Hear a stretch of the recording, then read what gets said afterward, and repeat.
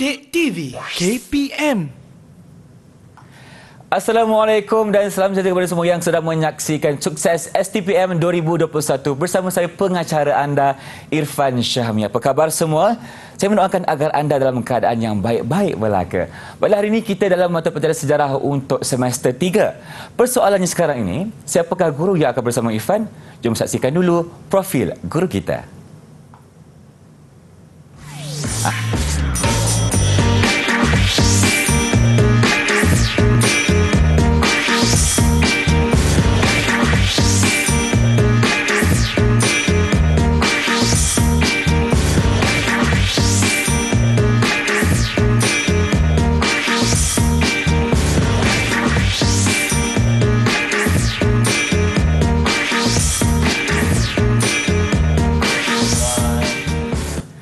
Inilah dia guru yang akan bersama Irfan hari ini, Cikgu Suaina binti Mansur. Assalamualaikum Cikgu, apa khabar? Waalaikumsalam Irfan. Sihat, khabar Cikgu? baik. Irfan sihat? Saya mestilah sihat. Ada Cikgu kat sebelah lagi sihat. Alhamdulillah. Baik Cikgu, sebelum kita teruskan pembelajaran kita ni, mungkin Cikgu boleh kenalkan diri Cikgu kepada penonton di rumah. Silakan. Okey, Assalamualaikum dan salam sejahtera semua. Salam. Nama saya Puan Suaina binti Mansur. Saya mengajar di SMK Darul Ihsan Selayang Baru dalam mata pelajaran sejarah. Saya telah mengajar selama 29 tahun dalam mata pelajaran sejarah. Irfan? 29 tahun Cikgu. Ya, betul. Lebih banyak daripada umur saya ni. Masya Allah. Dan luas pengalaman Cikgu. Baik Cikgu, untuk hari ini kita dah tahu dan kita dalam mata pelajaran sejarah untuk semester 3 STPM. Jadi untuk segmen pertama ni, apa yang ingin Cikgu ceritakan dan bincangkan? Okey Fan, dalam segmen yang pertama ini kita akan terangkan secara umum apakah kandungan mata pelajaran sejarah STPM di samping bagaimanakah format peperiksaan. Baik, Fan? kalau Cikgu dah bersedia, jom kita mulakan. Okey. Silakan Cikgu.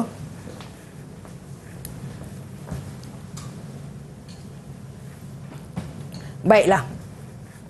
Untuk segmen yang pertama ini, kita akan terangkan tentang kandungan sukatan pelajaran sejarah 940/3 iaitu kod mata pelajaran sejarah. Okey.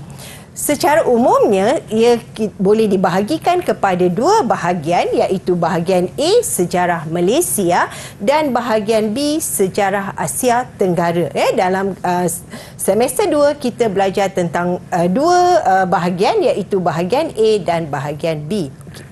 Sebenarnya sejarah bahagian A atau bahagian B ini dia sama je, iaitu kandungannya lebih kurang sama, Walaupun kita rasa sejarah ni susah, Irfan, sebenarnya sejarah ni adalah satu cerita yang menarik, di mana kita akan mulakan dengan masyarakat, iaitu masyarakat tradisional sebelum campur tangan barat. Kemudian dalam topik yang kedua kita akan lihat tentang transformasi masyarakat. Transformasi masyarakat maksudnya perubahan masyarakat. Kenapa masyarakat berubah? Masyarakat berubah kerana adanya perluasan kuasa asing. Pandai Irfan. Alright. Seterusnya, selepas kedatangan barat, kita lihat berlakunya perubahan iaitu adanya nasionalisme dan pembentukan negara bangsa. Di mana selepas daripada kedatangan barat timbul rasa ingin merdeka, ingin membentukkan kerajaan sendiri. Itu maksudnya nasionalisme dan pembentukan negara bangsa. Kita akan lihat bagaimana masyarakat pada ketika itu bersungguh-sungguh untuk mendapat kemerdekaan. Dan yang terakhir, kita akan lihat pengisian kemerdekaan, iaitu selepas kita merdeka, Irfan, bagaimana selepas merdeka, bagaimana bentuk kerajaan, bagaimana sistem pemerintahannya, bagaimana hubungan luarnya, bagaimana ekonomi dan sosialnya. Okey, jadi ini adalah sejarah Malaysia. Begitu juga dengan sejarah Asia Tenggara, masih lagi topik yang sama, cuma kita lihat di Asia Tenggara, iaitu beberapa negara seperti Vietnam, Thailand, Indonesia dan Filipina. Alright?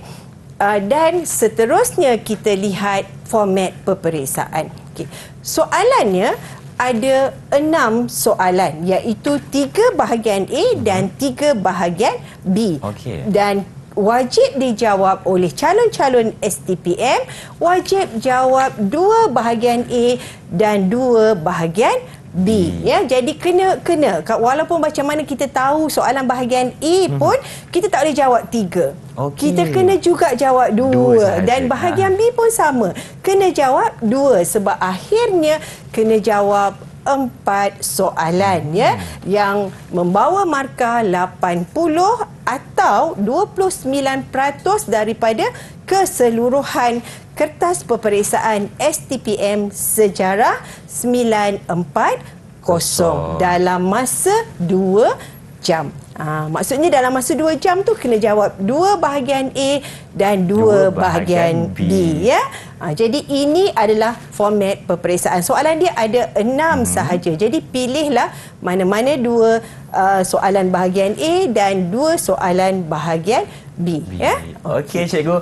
Baik, terima kasih atas perkongsian untuk segmen kali ini di mana cikgu ceritakan kepada kita sejarah ini merupakan satu penceritaan dari mana ada masyarakat, transformasi masyarakat dan juga seterusnya kepada pembentukan negara, cikgu ya. Ya, betul. Dan kita kena jawab sebagai calon-calon STPM kena jawab 4 soalan, 2 bahagian A dan 2 bahagian B. Baiklah. Kita akan berhenti berehat seketika. Selepas ini banyak lagi perkongsian dari cikgu. Kita akan jumpa ada selepas ini dalam Didik TV KPM. Jangan ke mana-mana. Didik TV KPM. Bertemu kembali kita dalam Sukses STPM 2021, tentunya dalam mata pelajaran sejarah untuk semester 3. Baik cikgu, untuk segmen kali ini, cikgu katakan kepada saya kita akan ceritakan berkisar tentang format soalan. Betul cikgu? Betul. Baik, jom kita mulakan. Alright. Okey, jadi kita lihat ini yang paling penting ya, pelajar-pelajar yang menonton kita pada hari ini kena lihat, dan saya percaya semua dah diajar di sekolah. Ini adalah sebagai ulang kaji saja, Irfan, sebab pelajar tak lama lagi akan menghadapi peperiksaan. Betul. Okay. Jadi setiap soalan, walaupun soalan sejarah ni senang ya Irfan, untuk tingkatan 6 STPM, soalan sejarah SEM 3 senang. Dia hanya 1 ayat sahaja. Ya, jadi daripada 1 ayat itu dia ada 4 elemen ataupun 4 bahagian yang pelajar ataupun calon-calon kena lihat, iaitu tugasan, kehendak atau isu soalan, latar masa dan latar tempat. Okey, jadi kita akan pergi satu-satu apakah setiap bahagian ini ya, Fan ya. Okey, jadi kita lihat. Okey. Yang pertama, ini contoh soalan yang saya kata soalannya senang sangat kan. Satu ayat sahaja. Huraikan prinsip umum Undang-Undang 99 Perak dalam mengekalkan keamanan masyarakat di Perak pada abad ke-19. So, 1 ayat sahaja. Okey, tapi dari 1 ayat ini ya, pelajar-pelajar kena lihat, kena cari 4 perkara ini. Yang pertama, apa tugasan dia? Yang kedua, apa kehendak atau isu yang dikemukakan oleh soalan? Yang ketiga, di mana tempat soalan itu ditanya, kawasan yang ditanya, dan yang keempat, bilakah kehendak soalan, supaya pelajar-pelajar tidak terpesong daripada apa yang ditanya oleh soalan. Jadi kena, bila dapat soalan, pastikan cari dulu 4 perkara ini, jangan tinggal mana-mana bahagian. Baik. Ya. Okey, sekarang kita lihat. Ini yang kedua. Contoh yang kedua. Bagi sejarah Asia Tenggara. Okey. Terangkan sistem pemerintahan kemaharajaan yang diamalkan di Vietnam. So, kita tahu di sini tempatnya Vietnam. Okey. Bila sebelum campur tangan kuasa Barat, nanti saya akan perincikan keempat bahagian ini ya. Okey, kita teruskan. Okey. Ini tugasan. Bila pelajar-pelajar dapat soalan, pastikan lihat dulu apa yang dia tanya. Ya, sebab nampak kadang-kadang macam dia tanya benda lain, kita jawab benda lain. Ya, misalnya terangkan, jelaskan, huraikan, perihalkan, dia membawa maksud yang berbeza. Irfan ya. Misalnya yang nombor 9 dan nombor 10. Okey. Bila dilihat nampak macam sama kan? Betul. Bincangkan, dia cuma dot kat depan, bincangkan, kemudian bincangkan. Nampak macam sama. Tetapi dia adalah berbeza. Yang ke-9, nombor 9 tu dia ada titik-titik, maksudnya ada ayat sebelum bincangkan. Bincangkan itu di belakang. Ataupun bincangkan tu di depan bagi yang nombor 10. Okey, saya akan lihat di sini. Okey, contoh soalan. Kita tengok. Yang ini sejauh manakah? Okay. Sejauh manakah kepentingan ekonomi mendorong penaklukan British ke atas Burma ataupun Myanmar pada abad ke-19? Okay. Jadi kita tengok sejauh manakah. Okay. Pelajar tak boleh tengok sahaja kepada faktor ekonomi. Ya? Kalau soalan itu sejauh manakah, maksudnya dia kena terangkan faktor ekonomi dan ada faktor lain. Jadi kita pelajar-pelajar kena fokus kepada kehendak ataupun tugasan soalan itu tadi. Baik, cikgu. Contoh soalan ini, cikgu, sejauh manakah ni? Kalau tadi cikgu cakap kena tambah lagi dengan faktor-faktor lain. Contohnya, cikgu, macam mana tu? Okey, apa selain daripada faktor ekonomi? Faktor politik, sosial? Ya, betul. Dan apa yang berlaku kalau pelajar hanya jawab faktor ekonomi? Jadi ini menyebabkan pelajar gagal mendapat markah yang baik. Jadi kena faham kepada tugasan. Dia suruh kita buat apa ya. Begitu juga galurkan. Kalau galurkan maksudnya kena ikut susunan kronologi. Pandai Irfan ya. Jadi kena tahu daripada tahun bila ke tahun bila. Misalnya soalan ini sehingga mencapai kemerdekaan. Jadi apa daripada mula tahun bila. Jadi ikut susunan. Tak bolehlah orang kata berpusing-pusing daripada tahun 40, 41 kemudian balik ke 39. Jangan lompat ataupun patah balik belakang. Ini maksudnya jadi kita kena ikut kronologi. Okey, yang ini yang saya sebutkan tadi, bincangkan. Bincangkan di depan, bincangkan di belakang. Soalan ini kita nampak macam sama. Dua-dua pun faktor ekonomi yang mendorong campur tangan British. Soalan ini nak tentang kenapa British campur tangan. Tapi yang pertama tu bincangkan di depan, yang kedua bincangkan di belakang. So ini yang kita kata nampak sama tapi tak sama. Berbeza. Jadi bincangkan di depan maksudnya kita hanya bincangkan faktor ekonomi. Bincangkan di belakang macam sejauh mana tadi. Selain daripada faktor ekonomi, masukkan faktor politik dan juga sosial. Alright. Kemudian yang kedua, kehendak. Dia nak apa? Tadi tugasan. Yang kedua adalah kehendak. Apa yang dia nak? Dia nak prinsip-prinsip umum. Jangan baca separuh soalan, baca semua soalan. Prinsip-prinsip umum dalam mengekalkan keharmonian masyarakat. Dia membawa maksud yang berbeza. Kalau diterangkan prinsip umum, calon ataupun pelajar hanya tulis je. Prinsip yang pertama, pasal 99 dia ada pasal 1, pasal 2, pasal 3 sampailah pasal 99 contohnya. Tapi tak jawab soalan sebab soalan dia nak mengekalkan keharmonian. Bagaimana pasal 1 boleh kekalkan keharmonian? Jadi ini pelajar-pelajar kena faham. Cikgu, maknanya dalam menjawab soalan seperti ini, kalau kita dapat soalan yang begini, kita kena huraikan sedikit, jelaskan kenapa prinsip umum contohnya pasal 1 itu dapat mengekalkan keharmonian masyarakat. Betul, itulah kehendak soalan.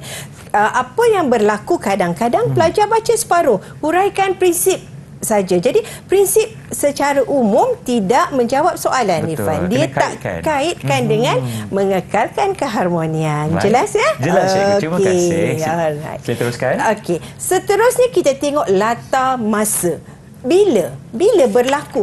Latar masa ini tidak semestinya tahun. Selalu orang ingat, sejarah ni mesti tahun-tahun je kan, hafal tahun. Tak semestinya tahun. Tapi kita tahu bila ia berlaku. Misalnya dia kata, huraikan penglibatan Malaysia dalam Commonwealth selepas mencapai kemerdekaan. Jadi kita tahu bahawa dia selepas merdeka. Jadi kita tahu merdeka 1957. Walaupun dia tak tulis dekat situ 1957, tapi kita tahu merdeka maksudnya 1957. Atau soalan yang kedua, kita tengok huraikan perkembangan pendidikan zaman kolonial. Tu pun kena faham bila zaman koloni itu di Indonesia sebelum Perang Dunia Kedua. Jadi kita kena cerita sampai Perang Dunia Kedua saja. Perang Dunia Kedua bila? Sampai situ je dia berhenti. Kalau walaupun kita baca dia sampai merdeka ke, tapi soalan tu tanya sampai ataupun sebab dia kata sebelum Perang Dunia Kedua. Jadi sampai sebelum perang. Jadi tak boleh dah, kalau dah 1940 tu dah keluar daripada time frame. Jadi ini yang menyebabkan nanti pelajar gagal mendapat markah yang baik. Okey, Cikgu Ifan nak tanya, sekiranya tadi ada pelajar yang menjawab sebegitu, maknanya dia jawab berdasarkan lebih daripada tahun 1940 kan, markah akan ditolak ataupun tidak akan diambil kira, Cikgu? Tidak akan diambil kira. Tapi tidak akan ditolak lah. Untuk pemarkahan dia tak ada tolak markah. Kalau apa yang kita bagi, itu yang kita akan dapat markah. Yang paling penting kita kena ikut soalan. Ya, betul. Kehendak soalan tengok kepada masanya. Okey, kita lihat latar tempat. Yang terakhir tadi, yang keempat adalah latar tempat. Latar tempat itu lokasinya di mana? Soalan itu tanya di mana? Adakah dia tanya di Tanah Melayu secara umum ataupun dia tanya di Perak, dia tanya di Terengganu? Jadi kita kena tengok soalan.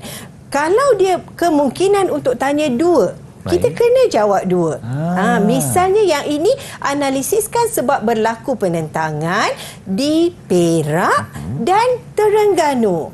Jadi macam mana kita jawab Perak pun secara detail, tapi kita gagal jawab tentang Terengganu, ini akan menyebabkan kita gagal mendapat markah yang baik. Jadi kena dua-dua. Kalau soalan tu tanya dua, kita memang kena bagi dua. Kalau ditanya Tanah Melayu, okey, kita boleh bagi contoh dalam tu, tak kisah negeri mana.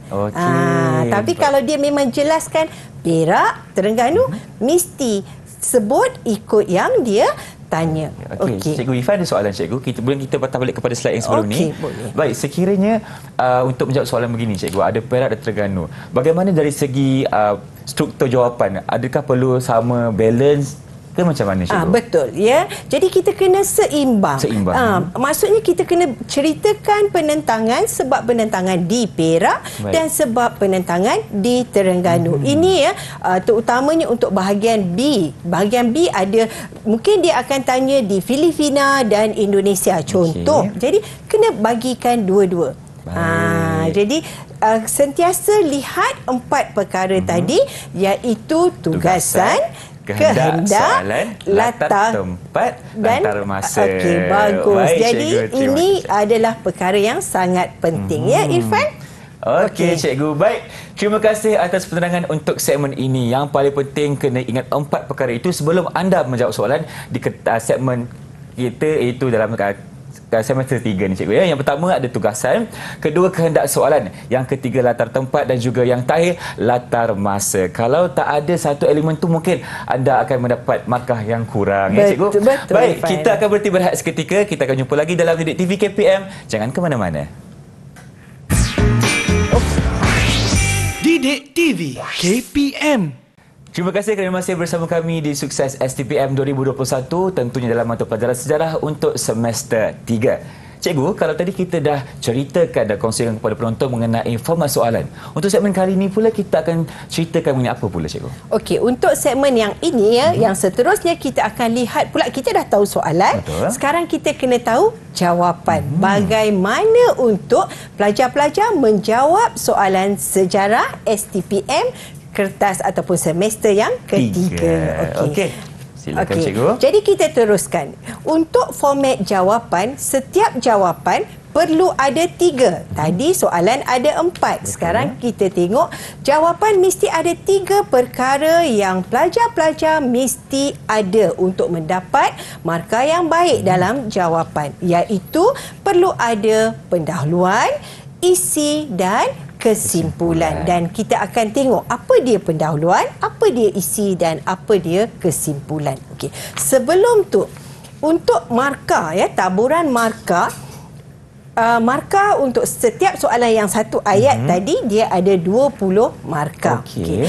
20 markah, sekiranya pelajar-pelajar amat cemerlang, markahnya 18 hingga 20.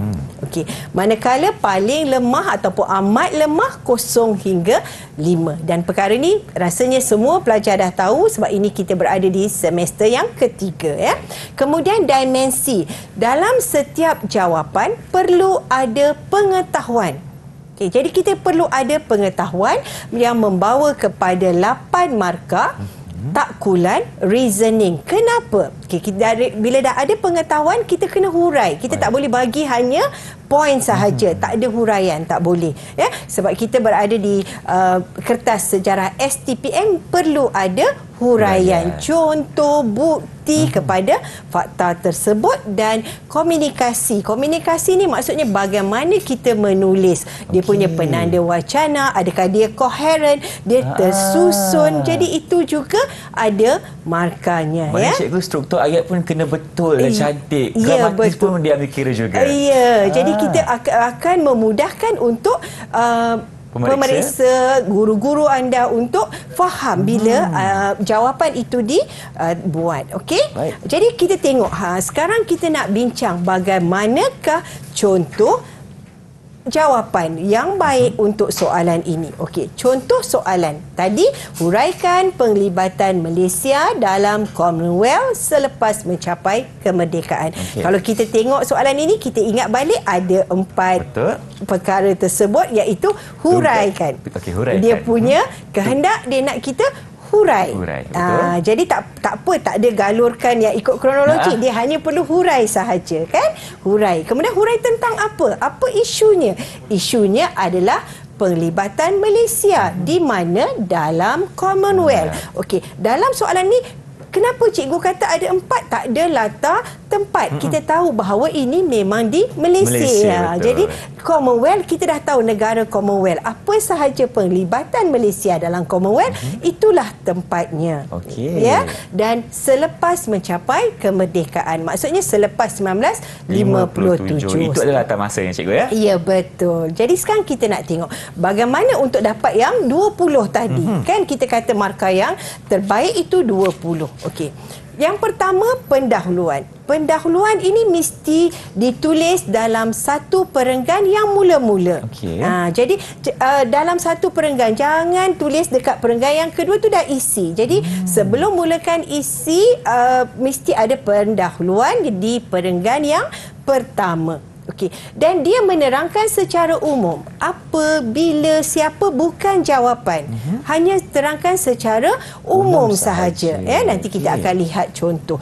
Kemudian jangan salin soalan. Ini jangan kita buat. Kan dah form 6 dah tingkatan 6 ataupun kita kenali sebagai pra-universiti, kan? Jadi dah masuk universiti, tak payah salin soalan, dah ada dalam kertas soalan. Jadi calon-calon tak perlu salin balik soalan. Dan ayat akhir kaitkan dengan kehendak soalan. Jadi maksudnya kita faham. Kalau ditanya contohnya, nilaikan. Jadi kita dah boleh menilai dalam ayat akhir tersebut.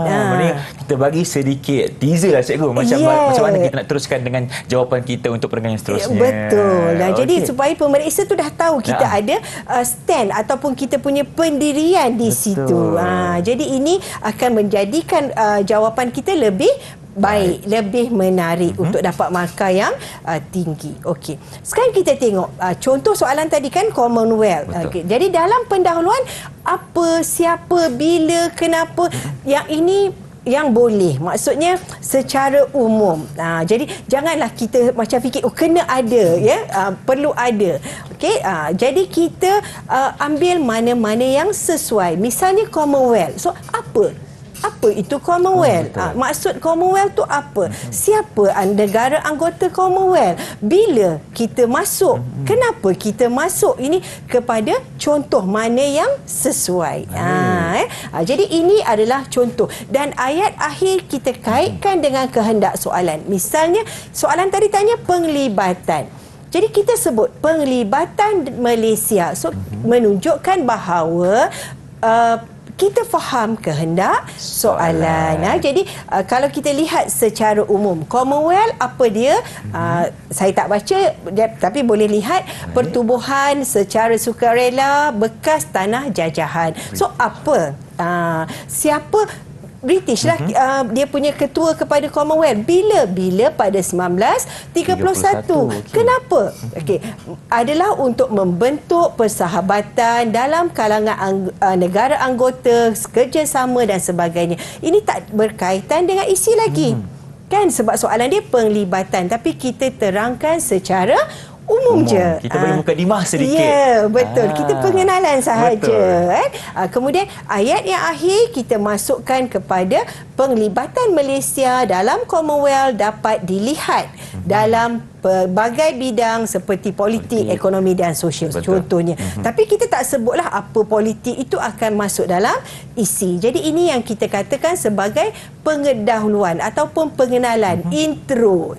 Kita kenalkan kepada soalan itu terlebih dahulu. Yang paling penting ayat terakhir itu mesti kita kaitkan dengan kehendak soalan. Ya, betul. Baik. Okey, kita lihat seterusnya isi. Yang ini yang penting, yang perlu ada dalam jawapan. Okey, isi ditulis daripada perenggan yang kedua. Jadi kalau kita terus dari Commonwealth tu, isinya kita terus masuk perenggan yang pertama. Jadi kita dah tak ada pengenalan. Betul. Pendahuluan dah tak ada, dia dah jadi isi. Atau isi itu dikira sebagai pendahuluan. Jadi kita dah kurang satu isi. Dah rugi markah kat situ, cikgu. Ya, betul. Dah rugi markah dekat situ. Kemudian, yang ni, bila tulis, walaupun kita ada banyak idea, pastikan tulisan itu mudah dibaca. Tak cantik, tak apa. Janji, senang dibaca. Betul. Kita kena lembutkan hati pemeriksa, wahai kawan-kawan yang berada di rumah. Betul. Untuk kita mendapat markah yang baik nanti. Betul. Dan kadang-kadang cikgu sejarah STPM ni pun semuanya dah remaja berusia. Jadi kita kena tolong kasihan. Jadi dengan tulisan yang mudah dibaca. Okay? Kemudian setiap isi ditulis mengandungi pengetahuan, huraian, contoh dan penegasan. Jadi setiap isi itu perlu ada dia punya pengetahuan. Maksudnya apa fakta dia. Tapi tak boleh masuk fakta sahaja. Kena ada, kita kena elaborate. Kita kena hurai, kita kena bagi contoh, huraian, takkulan, reasoning kepada jawapan. Contoh yang sesuai, barulah kita boleh mendapat markah yang baik. Okay? Kemudian jawapan jangan umum. Ini maksudnya kalau ada huraian, takkulan, dia akan jadi tak umum lah. Kita tak bolehlah sebut jawapan secara umum. Malaysia menyertai Commonwealth, bekerjasama dalam bidang ekonomi, politik. Tak ada apa. Tak ada huraian, tak ada contohnya. Dan tak ada markahnya. Betul. Okey. Jawapan jangan terlalu ringkas dan kita rancang supaya tidak terpesong. Jadi jangan, kalau kita kena lihat, kalau dia tanya misalnya kalau soalan tahun, macam mana kita tahu pun apa yang berlaku sekarang, jangan, sebab kita takut dia terpesong. Ikut balik kepada 4 itu tadi. Jadi kita lihat, ini contoh. Okey, kita ambil satu penglibatan Malaysia dalam Commonwealth, iaitu dalam COGM, iaitu persidangan ketua-ketua negara Commonwealth. Jadi itu faktanya. Faktanya adalah Malaysia terlibat dalam persidangan ketua-ketua negara Commonwealth. Tapi itu tak ada apa-apa, hanya ada fakta, tak ada huraian. Jadi kita kena huraikan apa dia. Contohnya, contoh kita pernah jadi tuan rumah di Langkawi. di mana di situ kita mengutarakan isu berkaitan alam sekitar. Deklarasi Langkawi. Jadi ini adalah contoh. Apa pelibatan Malaysia? Malaysia terlibat dalam COGM. So apa huraiannya? Malaysia pernah menganjurkan ataupun pernah menjadi tuan rumah kepada COGM. Di mana? Di Langkawi. Bila? 1898. Apa isu yang disuarakan? Isunya adalah deklarasi Langkawi. Tentang apa? Tentang pencemaran. Jadi nampak tak jawapan kita akan jadi cantik. Betul. Jelas. Okay. Kemudian kita bagi contoh yang kedua. Malaysia semasa persidangan di Auckland, New Zealand, kita telah dipilih bersama 7 negara lain menganggotai kumpulan bertindak Commonwealth peringkat menteri. Jadi di sini Malaysia telah terlibat dalam berkaitan dengan amalan demokrasi. Ya, di mana jadi kita dah jawab ayat akhir kita, jelaslah Malaysia telah melibatkan diri secara aktif dalam COGM. Ini bukan kesimpulan yang besar. Ini untuk poin itu sahaja. Itu penegas saja kan? Ya, jadi kita akhirkan dengan COGM juga. Kemudian barulah masuk isi yang kedua, 3 dan 4. Okey. Alright. Dan yang terakhir kesimpulan. Kesimpulan ditulis di perenggan yang terakhir, rumusan bagi isi jangan ulang fakta. Jadi kita buat secara umum sahaja. Okey, misalnya jelaslah Malaysia telah melibatkan diri dengan aktif dalam Commonwealth. Dan kita boleh keluarlah sikit tak berkaitan dengan jawapan. Misalnya banyak faedah yang diperolehi melalui penyertaannya. Malaysia memberi berbagai-bagai sumbangan. Yang ini boleh secara umum. Jadi boleh juga kalau keluar daripada time frame kesimpulan. Kalau katakanlah contoh yang lain, kita boleh masukkan, kalau ditanya sebelum merdeka, kita boleh masukkan lepas merdeka dalam kesimpulan. Jadi huraiannya adalah secara umum. Yang akhir sekali untuk kesimpulan setelah kita buat rumusan. Baik cikgu, terima kasih. Cikgu Ifan ada soalan cikgu.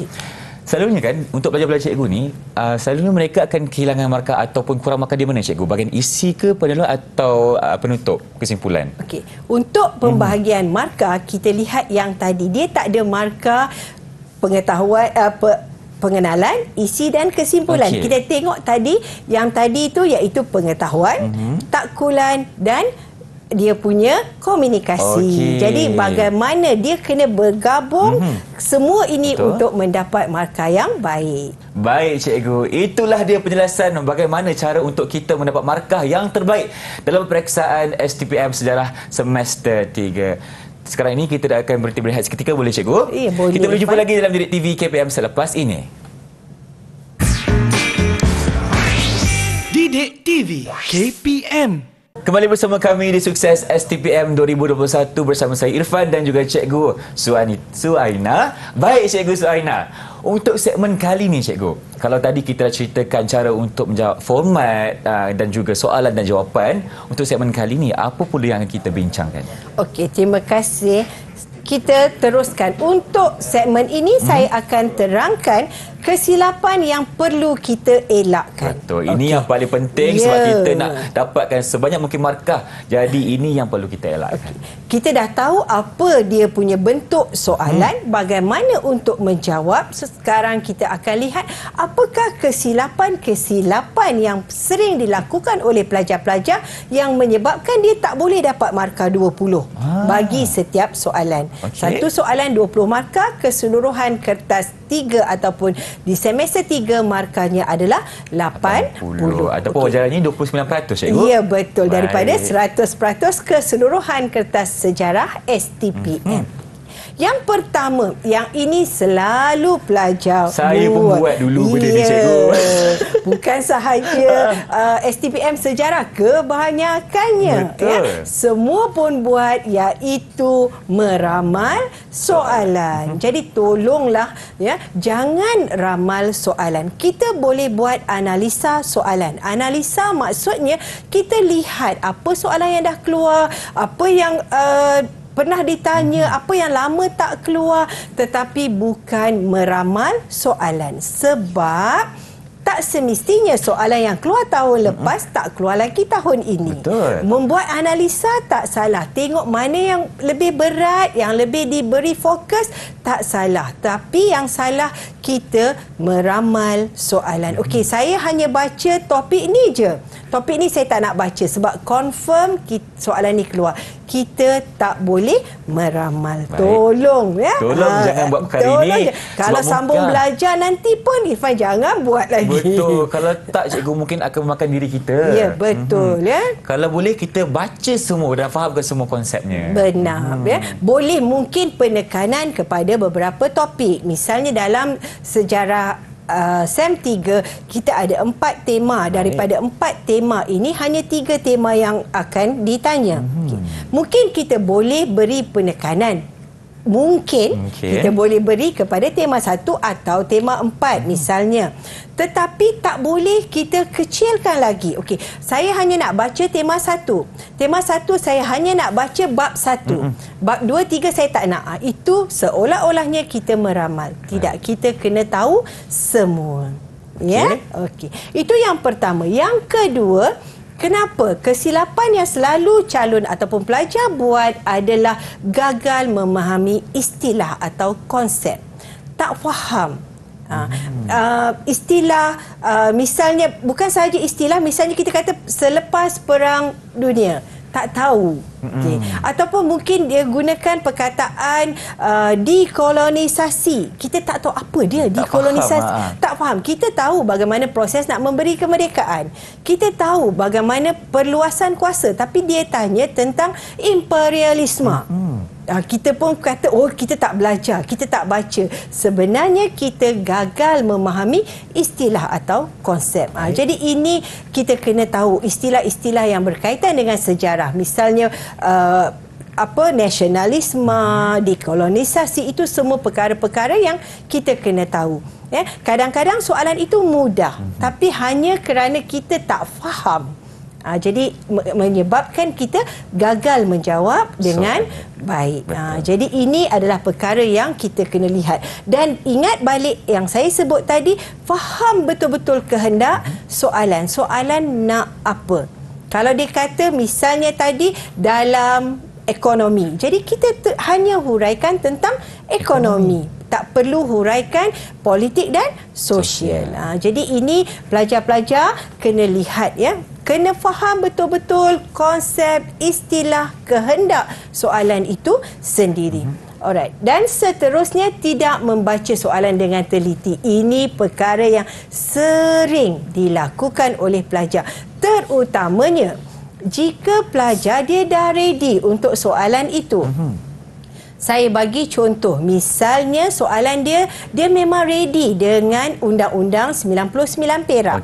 Okey, dia memang bersedia. Jadi bila dia nampak soalan undang-undang, dia terus undang-undang di Perak, katakan contohnya. Jadi dia dah baca. So dia pun buat prinsip pertama, kedua, ketiga. Salin semua. Sebenarnya soalan yang benar adalah undang-undang adat. Jadi perkara di sini dia tak teliti. Bila dia sebut undang-undang adat, maksudnya adat pepatih, adat Temenggung. Betul. Jadi tadi dia dah jawab Undang-Undang 99 Perak. Jadi ini memang sangat terpesong. Dan pelajar ini dia tahu dua-dua. Undang-undang dia tahu, adat dia tahu. Cuma dia tidak teliti. Orang kata apa? Excited sangat. Seronok sangat. Soalan yang baca keluar. Tapi ambil masa untuk baca, fahamkan keempat-empat yang kita sebut dari awal tadi. Betul. Okey. Seterusnya, menghafal contoh jawapan. Ini memang kerap berlaku. Lepas tu pelajar akan salahkan buku ke, apa ke. Kita memang ada banyak modul-modul atau model-model soalan yang di pasaran. Okey, tidak menjadi kesalahan untuk pelajar-pelajar baca, lihat, ambil model-model, modul-modul yang dikeluarkan itu sebagai rujukan. Yang salahnya adalah menghafal jawapan. Sebab nampak sama soalan dengan kertas model, tapi sebenarnya berbeza. Hanya kerana perkataan sedikit yang berbeza, mungkin sejauh manakah soalan itu tadi, galurkan misalnya. Yang lain semua sama. Ataupun yang dalam buku tadi, bincangkan faktor perluasan kuasa. Yang soalan yang ditanya, perluasan kuasa disebabkan faktor ekonomi. Bincangkan di belakang. Jadi pelajar akan jawab ikut model yang dia baca ataupun modul yang dia dapat. Tetapi soalan tak sama. Sebab tu kita kata jangan hafal contoh jawapan. Budaya menghafal ini memang tak boleh digunakan untuk STPM. Betul. Kita dah boleh berfikir. Kena fikir, kena lihat betul-betul apakah kehendak soalan dan jawab mengikut kehendak soalan, bukan jawapan. Jawapan dalam buku tu saya selalu ingatkan pelajar-pelajar tak salah, tapi betul untuk soalan buku tu. Dan soalan peperiksaan dia lebih kurang sama. Tak sama. Nampak sama tapi bukan dia. Jadi ini yang kesilapan yang pelajar perlu elakkan. Okey, dan seterusnya tak rangka jawapan. Merangka jawapan ni maksudnya bukan ambil dulu, tulis tak sempat. Hanya ada 2 jam, satu soalan 30 minit. Jadi bukan rangka yang maksudnya merangka tulis tak. Betul. Jadi at least kita tahu point dia. Point tu kalau dia nak tentang politik, ekonomi, sosial, jadi kita boleh tulis dulu di tepi, di soalan ke di kertas lain. Okey, mesti ada 3 ni. Supaya kita tak lari daripada kehendak soalan, ya. Jadi kalau dan bila ada pembahagian macam contoh tadi Terengganu dan Perak. Kita ada rangka jawapan untuk Terengganu dan Perak, dan kita tak fokus kepada satu sahaja. Misalnya kalau ditanya huraikan faktor politik, ekonomi dan sosial, kita rangka mesti ada ekonomi, politik dan sosial. Kita tak boleh fokus hanya kepada ekonomi, politik, sosial tak. Jadi kita gagal merangka. Bila kita gagal merangka, nanti ini akan menyebabkan kita akan kehilangan markah. Dan cikgu, dalam kita menjawab soalan sejarah ni, kita bercakap mengenai fakta, cikgu, dan kadang-kadang terlalu banyak membuatkan kita keliru. Sebab itu pentingnya untuk kita buat rangka jawapan terlebih dahulu, kan, untuk kita bezakan yang mana satu jawapan yang kita perlukan. Betul, ya. Dan jadi rangka ini juga perlu bila kita tengok kepada time frame tadi, latar masa. Dan satu yang saya kena ingatkan di sini, kita belajar, ya, untuk sejarah ini ada time frame-nya sendiri, iaitu 1800 hingga tahun 2000 sahaja. Jadi apa sahaja soalan, walaupun dia tanya selepas merdeka, misalnya dia tanya tentang Commonwealth tadi, kita tak boleh bagi jawapan yang berlaku tahun lepas, tahun 2020, tak boleh, sebab sukatan pelajaran sehingga tahun 2000 sahaja. Jadi walaupun nampak macam boleh, okey, peranan yang di Pertuan Agong sebagai contoh, huraikan peranan yang di Pertuan Agong, tapi sehingga tahun 2000 sebab kita mengikut kepada sukatan. Jadi itulah yang pentingnya kita merangka jawapan supaya kita tak keluar daripada kehendak soalan yang ditanya. Okey. Dan yang terakhir juga yang selalu pelajar buat adalah masa tak seimbang. Okey. Kita dah kata soalan hanya 4, 2 bahagian A, 2 bahagian B. Setiap soalan itu kita peruntukkan hanya 30 minit sebab kita ada 2 jam. Betul. 30. Setiap soalan 20 markah. Apa yang berlaku sekiranya pelajar dia jawab lama, dia tengok soalan satu tu, dia buat, katakanlah tadi saya ambil contoh yang mudah tentang Undang-Undang 99 Perak. Dia memang dah baca. Jadi dia jawab sedetail-detailnya. Okey. Untuk soalan itu 1 jam. 1 jam. Contoh. Lagi 3 nak jawab macam mana tu? Ya, betul. Dan markah maksima berapa? 20 sahaja. 20 sahaja, dan dia pasti ke dia dapat 20? Tapi yang pasti dia dah hilang 20 markah yang dia tak jawab tadi. Okey. Selalu pelajar kata, cikgu saya hanya sempat 3 soalan. Jadi yang tu tak pasti lagi 20 markah. Ya, mungkin ada silap di mana-mana. Tapi yang pasti kita dah buang 20 markah untuk soalan yang kita jawab. Yang sepatutnya kita jawab, kita tak jawab. Jadi inilah ya sebagai rumusannya kesilapan-kesilapan yang perlu pelajar-pelajar elakkan ya, untuk mendapat markah yang baik. Baik, cikgu. Terima kasih Cikgu Suaina kerana berkongsikan kepada kita cara untuk menjawab kertas sejarah STPM semester 3 dan berkongsikan kepada kita tips dan juga panduan untuk mengelak daripada kesilapan yang selalu kita buat semasa peperiksaan, Cikgu, kan?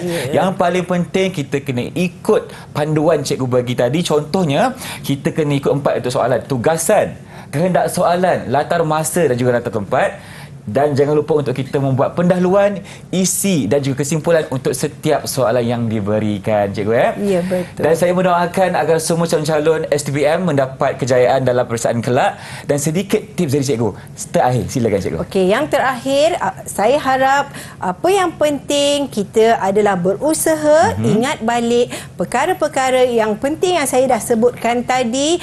Sekiranya pelajar-pelajar berusaha, bersungguh-sungguh, insya-Allah saya doakan kejayaan buat semua. Terima kasih, Fan. Terima kasih, Cikgu. Yang penting usaha, doa dan tawakal. Kalau kita jumpa lagi. Assalamualaikum. Berjumpa lagi. Bye-bye.